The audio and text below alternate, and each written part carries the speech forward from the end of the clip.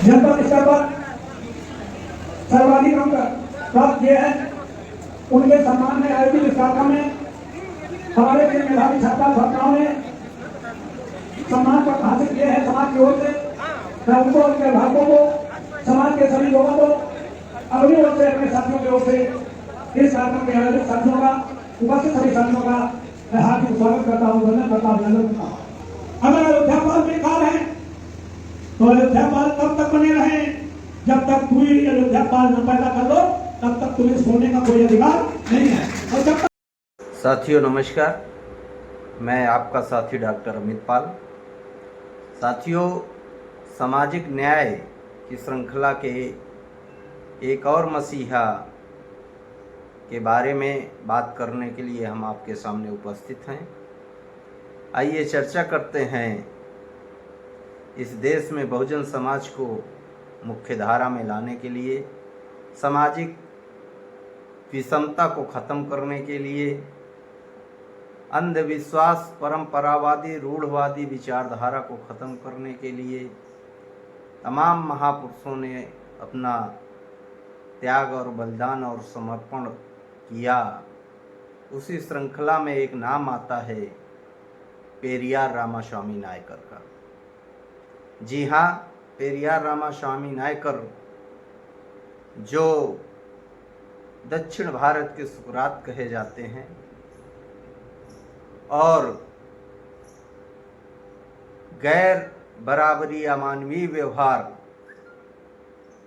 धार्मिक आडंबर, पाखंड के घोर विरोधी, जिनको लोगों ने नास्तिक तक की उपाधि से नवाजा, लेकिन वहीं दुनिया के लोगों ने उन्हें सुकरात के नाम से भी संबोधित किया। नाम के पहले पेरियार लगा, तो पेरियार का शब्द का अर्थ होता है महान। उनको महान की उपाधि से भी नवाजा गया।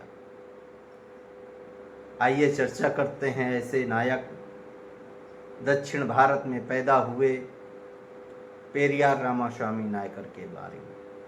साथियों, 17 सितंबर को उनकी जन्म जयंती थी। पूरे देश में जहां एक तरफ कर्मा जी की जयंती मनाई जा रही थी, तो वहीं दूसरी तरफ बहुजन समाज के तमाम संगठनों के माध्यम से पेरियार रामास्वामी नायकर की भी जयंती इस देश में बड़े पैमाने पर मनाई गई। एक कार्यक्रम जनपद फतेहपुर में भी पाल सामुदायिक उत्थान समिति के तत्वाधान में पेरियार रामास्वामी नायकर की जयंती के अवसर पर मेधा अलंकरण समारोह का आयोजन किया गया, जिसके मुख्य अतिथि माननीय राजा रामपाल रहे। उन्होंने समाज को संबोधित करते हुए बहुत सी बातें कही। आइए सुनते हैं उन्होंने इस मौके पर समाज के संबोधन करते हुए क्या कहा। नहीं किया, इससे बड़ी चिल्ला की बात कोई हो नहीं सकती। मैं कहता हूं दावे के साथ, अगर अयोध्यापाल बेकार है तो अयोध्यापाल तब तक बने रहे जब तक कोई अयोध्यापाल न पैदा कर लो, तब तक तुम्हें सोने का कोई अधिकार नहीं है। और जब तक पैदा न कर लो, तब तक किसी की आलोचना करके उसे गलती से उतारने का अधिकार आपको नहीं है।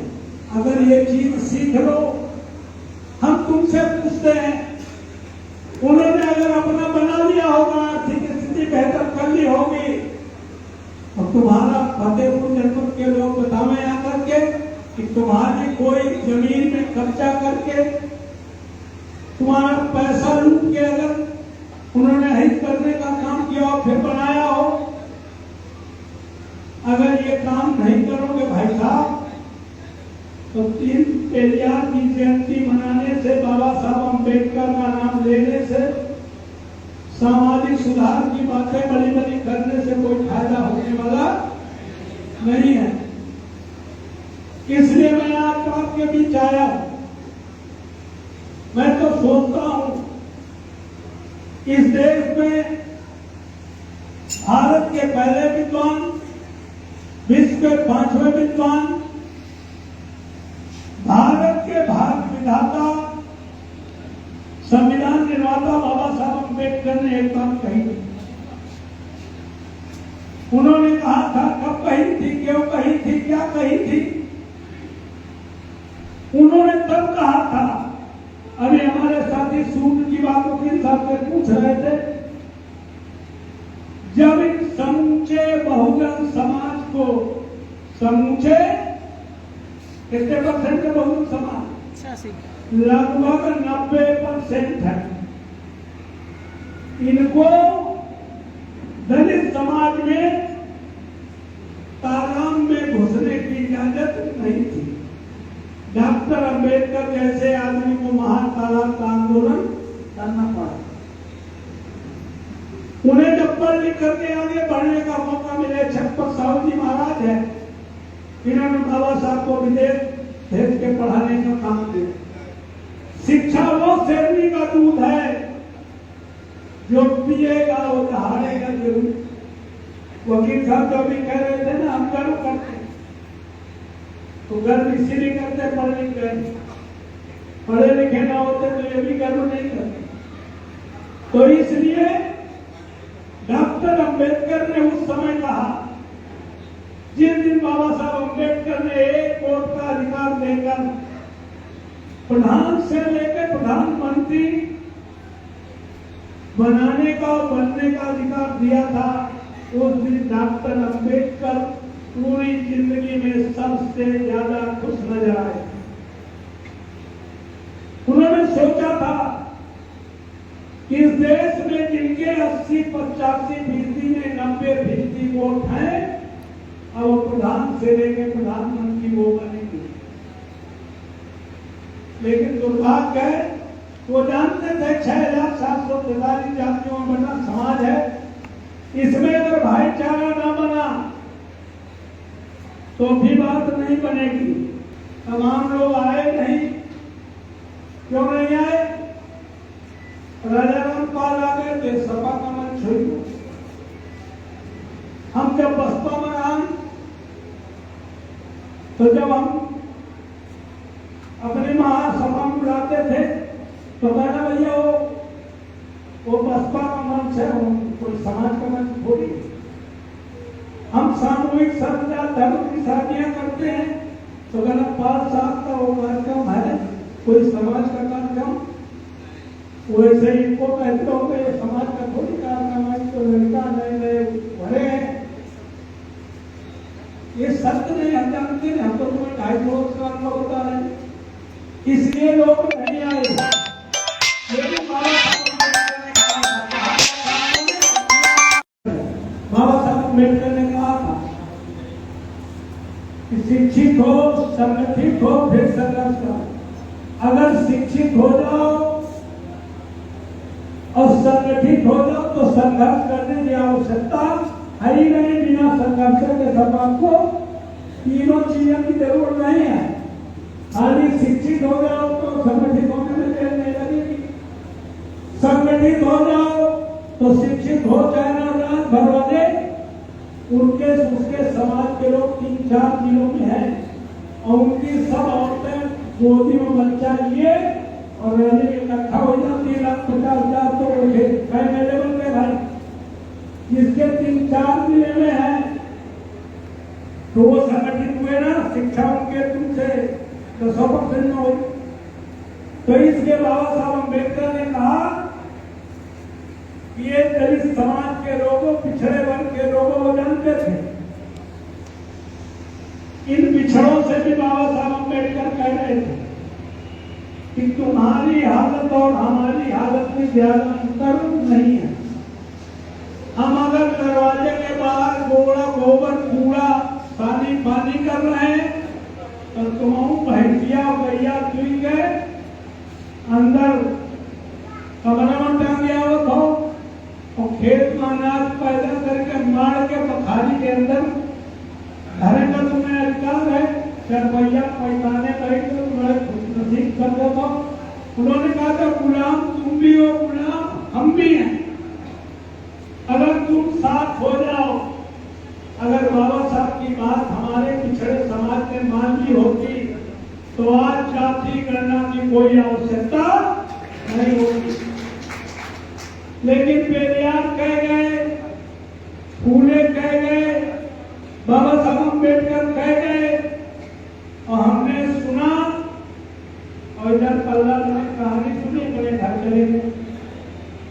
उस पर अमल करने का काम नहीं किया।